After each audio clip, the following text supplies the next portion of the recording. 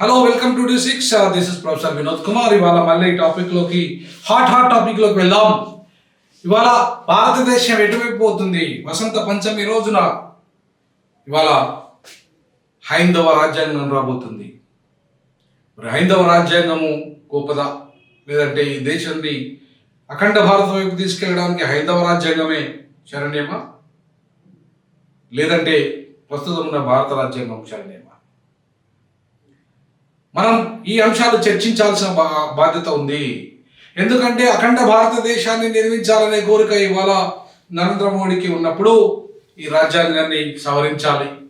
ఈ రాజ్యాంగం మనకిరాదు, ఈ రాజ్యాంగము పరిమితులకు లోబడి ఉన్నది, ఈ రాజ్యాంగము మన వ్యక్తిగత స్వేచ్ఛకు విలువిస్తున్నది, ఈ రాజ్యాంగము స్వేచ్ఛ, సమానత్వము, సౌభ్రతత్వము, సామాజిక ఆర్థిక రాజకీయం అందరికీ కావాలంటుంది. ఈ రాజ్యాంగము వర్ణాశ్రమ ధర్మాన్ని పాటించడం లేదు, ఈ రాజ్యాంగాన్ని కుల ధర్మాన్ని పాటించడం లేదు. ఈ రాజ్యాంగము ఏదైతే 127 దేశాల్లో క్రైస్తవ దేశాల్లో క్రైస్తవ రాజ్యాంగం ఉన్నట్టుగా మన దేశంలో హిందూ రాజ్యాంగం ఎందుకు ఉండకూడదు, ఎందుకు ఉండకూడదు అని చెప్పేసి ఇవాళ ప్రశ్నిస్తున్నారు. 127 దేశాల్లో 127 దేశాలు క్రైస్తవ దేశాలు, 57 దేశాలు ముస్లిం దేశాలు, 15 బౌద్ధ దేశాలు ఉన్నప్పుడు 175 కోట్లు ప్రపంచవ్యాప్తంగా ఉన్న హిందువులకు ఒక దేశం ఉండవద్దా? 100% భారతదేశం హిందూ దేశంగా ఉండద్దని ఎవరన్నారు? భారతదేశము హిందూ దేశంగానే ఉండాలి. కానీ భారతదేశము భారత్ గాను లేదా ఇండియా గాను హైందవ దేశంగానే ఉండడానికి లేదు, హిందూ దేశంగా ఉండాలి. ఇది కూడా బహుజనులు ఒప్పుకొని తీరాల్సిందే. ఈ దేశం హిందూ దేశమే, ఈ దేశం హిందూ దేశంగా ఉండాల్సిందే. బట్ ఈ దేశంలో హిందూ దేశం ఉన్నప్పుడు అసలు హిందూ అనేది మతం కాదు, ఇది జీవన విధానం అని చెప్పి సుప్రీంకోర్టు జడ్జిమెంట్ ఇచ్చింది. Hindutva is not a religion, it is a way of life అని చెప్పింది. అంటే ఈ భారత భూభాగంలో పుట్టిన, అంటే ఇప్పుడు అఖండ భారత భూభాగంలో పుట్టిన వాళ్ళని చెప్పిందా, లేదంటే భారత భూభాగంలో పుట్టిన వాళ్ళని చెప్పిందా? ఇక్కడే సమస్య అనుకుంటా, నాకు తెలిసి ఇక్కడే సమస్య అనుకుంటా. ఎవరికి? ఈ అఖండ భారత్ అనే పదం ఎక్కడికి వెళ్ళి వచ్చింది? ఈ అఖండ భారత్కు ఇప్పుడు మొత్తం సామ్రాజ్యవాద దేశాలుగా ప్రపంచాన్ని విస్తరిద్దామా, ఈ దేశం దేశంగా సార్వభౌమాధిక దేశంగా ఉంచుదామా? సార్వభౌమాధికార దేశంగా ఉండాలా, సామ్రాజ్యవాద దేశంగా ఉండాలా? ఏ దేశం అయితే ఉత్తమము? ఇలా ప్రపంచంలో అమెరికా సామ్రాజ్యవాద ఏదైతే అమెరికా సామ్రాజ్యవాదం ఏదైతే ఉందో, ఒకవైపు ట్రంప్ విదేశాల అంటే ఇతర దేశాల మీద యుద్ధం ప్రకటించబోము, మా విధానమే శాంతి విధానం అంటున్నప్పుడు, మరొకవైపు నరేంద్ర మోడీ కూడా మేము యుద్ధాలకు పోము, మేము అన్ని శాంతి కపోతులుగా ఉంటున్న వీళ్ళు మరొక వైపు అఖండ భారత నిర్మాణం ఎట్లా చేస్తారు యుద్ధం చేయకుండా? అరయ్యో చేతిలో కత్తెము లేదు, సంకలో తుపాకీ లేదు, వరయ్యో బాబనోడు రాజ్యం ఎట్లా ఏలుతున్నాడు అని మాస్టర్జీ ఏ పాటైతే పాడాడో, ఈ బాపనుడు రాజ్యం ఎట్లా చేస్తాడు? చేతిలో కత్తి లేదు, సంకలో తుపాకీ లేదు, మావోయిస్ట్ లాగా సంకలో తుపాకీ పట్టుకోలేదు, లేదంటే ఈ గతంలో ఉన్న రాజుల్లాగా ఆయుధాలు పట్టుకొని లేడు బాపనుడు ఎట్లా రాజ్యం చేస్తాడు? ఈ అఖండ భారత నిర్మాణాన్ని ఇవాళ బ్రాహ్మణుడు ఏ రకంగా, RSS మనవాద సిద్ధాంతం ఏ రకంగా ఇవాళ మొత్తంగా అంతర్గత యుద్ధాలని ఏ ఆయుధం ప్రయోగించకుండానే ఆ దేశంలో మతం అనే చిచ్చును రగిలించి, ఆ దేశంలో పేదరికం అనే చిచ్చును రగిలించి, ఆ దేశంలో అవిద్య అనే చిచ్చును రగిలించి, ఆ దేశంలో నిరుద్యోగం అనే చిచ్చును రగిలించి ఇవాళ నేపాలు, భూటాను, ఆఫ్ఘనిస్తాను, పాకిస్తాను ఏవైతే ఉన్నాయో ఈ భారతదేశ ఆశ్రిత దేశాలు, బర్మా, చివరికి శ్రీలంక, అన్నిట్లలో కూడా అంతర్గతంగా యుద్ధాలు వచ్చే విధంగా, పౌర సమాజము పౌర యుద్ధానికి వచ్చే విధంగా అంతర్గత పోరును ఇవాళ తీసుకొచ్చి ఆ దేశాలను అతలాకుతలం చేసి భారత్ మీదనే ఆధారపడేటట్టుగా చేసి ఇవాళ అఖండ భారత నిర్మాణం చేస్తారా? ఏ రకంగా అఖండ భారత నిర్మాణం జరుగుతుంది? పార్లమెంటరీ ప్రజాస్వామ్యాన్ని రద్దు చేసేసి పూర్తి స్థాయిలో ఒక వ్యక్తి నేతృత్వం వైపు అమెరికా వెళ్ళినట్టుగానే, అంటే మొత్తం ప్యూర్ ఫెడరల్ దేశంగా అమెరికా ఒక వ్యక్తి నేతృత్వాన్ని ఇలా తీసుకొస్తున్నట్టుగానే ఇవాళ భారతదేశము ఒకే దేశము, ఒకే ఎన్నిక, ఒకే క్లాటు, ఒకే నీటు, ఒకే UGC కమిషను, ఇట్లా ఏకవైపు నడిపిస్తూ రాష్ట్రాలను నిర్వీర్యం చేస్తూ ఒక వ్యక్తి చుట్టూ ప్రజాస్వామ్యాన్ని తీసుకుపోయే ప్రయత్నం. ఇవాళనే పార్లమెంటు మళ్ళీ స్టార్ట్ అయిన బడ్జెట్ సమావేశాలు కూడా సింగోల్ పట్టుకొని ఇలా ముందుకు వెళుతున్న పరిస్థితి అంటే రాజరికం వైపు అడుగులేస్తుంది, అంటే వ్యక్తి నియంతృత్వం వైపు అడుగులేస్తుంది. ప్రజాస్వామ్యము భిన్నత్వంలో ఏకత్వము అంటే ఒక వ్యక్తి సిద్ధాంతం వైపు కాదు, భిన్నత్వంలో ఏకత్వం అంటే అందరి అభిప్రాయాన్ని తీసుకోవడము, అందరి ఆలోచనలతో ముందుకెళ్ళడము. అంతేగాని ఇవాళ ఒక మతం ఆధిపత్యంతో లేదంటే ఒక తెల్ల వర్ణం ఆధిపత్యంతో, ఒక భాష ఆధిపత్యంతో ఈ దేశాన్ని నడపాలనే కుట్ర ఏదైతే జరుగుతుందో, ఒక దేవుడు ఒకే దేవుడు అనే నినాదం కూడా తప్పే. బహుళ దేవుళ్ళు కోట్ల దేవుళ్ళు ఉన్నాక ఒక జయ శ్రీరామ్ మాత్రమే ఎందుకు జయ శ్రీరామ్ అన్నారు? జై శివాని ఎందుకు అడగకూడదు? మా దక్షిణ భారతదేశంలో జై శివాని మేము ఎందుకు అడగకూడదు? మాకు శివుడే దేవుడు. ఆయన భారతదేశానికి హిందూ మతానికి ఆది గురువు శివుడేగా, ఆది దేవుడు శివుడేగా. మరి అట్లాంటప్పుడు జై శివ అనుకుంటా జై శ్రీరామ్ అని ఎందుకు అనాలి మేము? అంటే మీ ఉత్తర భారతదేశము మీ ఆర్య సంతతి వాడనే శ్రీరాముని మేమందరం జై శ్రీరామ్ అనాలా? ఆర్య సంతతి గొప్పదనాలా? ఏ సనాలు మేము ఎట్టి పరిస్థితిలో భార్యను అడవులకు పంపిన జై శ్రీరాముని మేమెందుకు కలవాలి? మాకు భార్యకు అర్ధ భాగాన్ని ఇచ్చిన శివుడు మాకు గొప్పడు, కానీ రాముడు గొప్పడు కాదు మా దృష్టిలో. ఈ దేశంలో ఆది గురువు ఇవాళ ఆయన ఇచ్చిన సైన్స్, శివుడిచ్చిన సైన్స్ అంగము లింగం ద్వారా మనుషులు పుడతారని చెప్పాడు. కానీ నీ జయ శ్రీరామ్ నినాదము వర్ణాశ్రమ ధర్మము, తలకాయల నుండి బావుల నుండి క్షత్రియులు పొట్టల నుండి ఇలా వైశ్యులు కాళ్ళ నుండి శుద్ధులు పుడతారని చెప్పలే. ఏ సిద్ధాంతం మానవ సమాజం అట్లా పుడతారని చెప్పలే. ఒక్క వర్ణాశ్రమ సిద్ధాంతం మేము చెప్పింది. ఆ వర్ణాశ్రమ సిద్ధాంతాన్ని యథాతథంగా అమలు చేస్తానన్నాడు శ్రీరాముడు గొప్పడా? మనుషులు అంగము లింగం ద్వారా పుడతారు, వాళ్ళే ఇవాళ అదే శాస్త్రీయమైన పద్ధతి అని చెప్పిన శివుడు గొప్పడా? ఎవరు గొప్పలు? ఏ దేవుడు గొప్ప దేవుడు? మా దృష్టిలో శివుడే గొప్ప దేవుడు.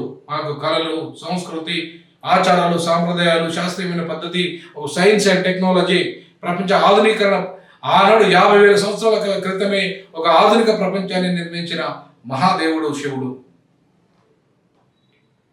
అట్లాంటి శివుణ్ణి పూజించకుండా రాముణ్ణి పూజిస్తున్న మీ ఆర్య సంతతి జాతి, మీ హైందవ రాజ్యాంగం మాకెట్లా సమానత్వాన్ని ఇస్తుంది? మాకెట్లా స్వేచ్ఛనిస్తుంది?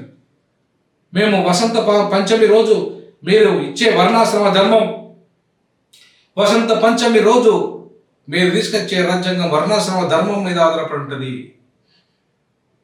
అది ఒక అధర్మమే, అదొక సనాతన ధర్మమే, ఒక అధర్మం మాత్రమే. అది ఇతర మతాలను ద్వేషిస్తుంది, పరమత సహనాన్ని రద్దు చేస్తుంది. ఇవాళ పరమత సహనం అనేదే హైందవంలో భాగము. కోట్ల మేము కుక్కను, నక్కను, పిల్లిని, పందిని, ఇవాళ చెరువును, అన్నిటిని దేవులను దేవతలుగా పూజించిన, నీరును, నిప్పును, అన్నిటిని దేవతలుగా పూజించిన సంస్కృతి హిందూ సంస్కృతి. మీ హైందవ సంస్కృతి అది కాదు. మీ హైందవ సంస్కృతి ఈ ప్రకృతి విధ్వంస సంస్కృతి, ఈ ప్రకృతిని కాపాడే సంస్కృతి మా శైవ సంస్కృతి, మా హిందూ సంస్కృతి. కాబట్టి ఇవాళ మీ రాజ్యాంగము అట్లీస్ట్ మీ హైందవ రాజ్యాంగము శైవం మీద ఆధారపడ్డ పర్లేదు, శివుడి యొక్క ఆలోచన విధానం మీద ఆధారపడ్డ పర్లేదు. కానీ మీ హైందవ రాజ్యాంగము ఏదైతే వర్ణాశ్రమ ధర్మాన్ని తూచా తప్పకుండా పాటించిన రామరాజ్యం మీద ఆధారపడితే వచ్చేది శంభుకుని హత్య. శంభుకుని లాంటి హత్యలు జరుగుతాయి అక్కడ. తాడకి లాంటి వాళ్ళకు అవమానాలు జరుగుతాయి.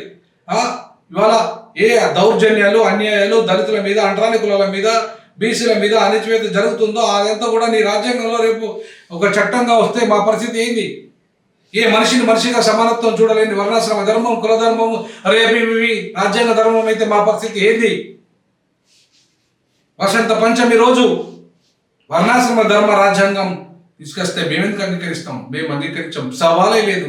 ఈ దేశంలో ఉన్న బహుజనులు, ఈ మొదటి వారసులు ఈ దేశానికి, ఈ మొదటి ఆది పురుషులు ఈ దేశానికి, హైందవ ధర్మానికి, హిందూ ధర్మానికి, నాట్ హైందవ ధర్మము, హిందూ ధర్మానికి వారసులమైన మేము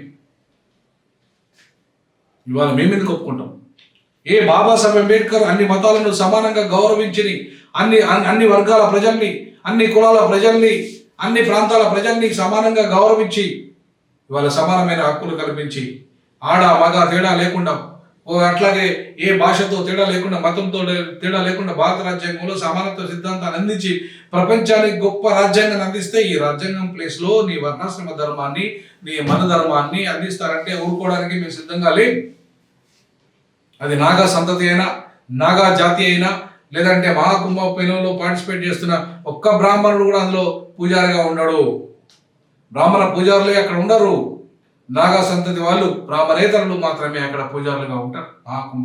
కోట్లాది మంది, సుమారు 50 కోట్ల మంది ప్రజలు వీక్షిస్తారు ఇవాళ మహాకుంభమేళాన్ని. మరి అంత గొప్ప సమ్మేళనం అది. ఈ ప్రపంచంలో అద్భుతమైన సమ్మేళనంలో ఇవాళ ఒక అపవిత్రమైన స్థాయిలో ఒక హైందవ రాజ్యాంగాన్ని తీసుకొస్తా అంటే మేమెందుకు ఊరుకుంటాం? ఎట్టి పరిస్థితిలో భారత రాజ్యాంగం ఇవాళ మా ఆయుధంగా ఉన్న రాజ్యాంగాన్ని మారుస్తా అంటే ఊరుకునే ప్రశ్నే లేదు. D6 డీజాకు మొత్తం దానికి వ్యతిరేకంగా మొత్తం ప్రజలందరినీ ఏకం చేస్తాం. మా ప్రజలనందరినీ ఏకం చేస్తాం. ఇలా అన్ని మతాలు రాజ్యాంగం పరంగా సమానమే. అది క్రైస్తవ మతమైనా, హిందూ మతమైనా, ఇస్లాం అయినా, ఏ మతమైనా ఈ భారత భూభాగంలో ఉన్న అన్ని మతాలు సమానంగా అని బోధిస్తున్న సెక్యులర్ సిద్ధాంతానికి కట్టుబడి ఉంటాం. బట్ ఈ దేశాన్ని హిందూ దేశంగా ప్రకటిస్తాం. ఇది ఆది హిందువులమైన మేము ఈ దేశాన్ని హిందూ దేశంగా ప్రకటించడానికి సిద్ధం. కానీ ఈ దేశం హిందూ సెక్యులర్ దేశంగానే ఉండాలి.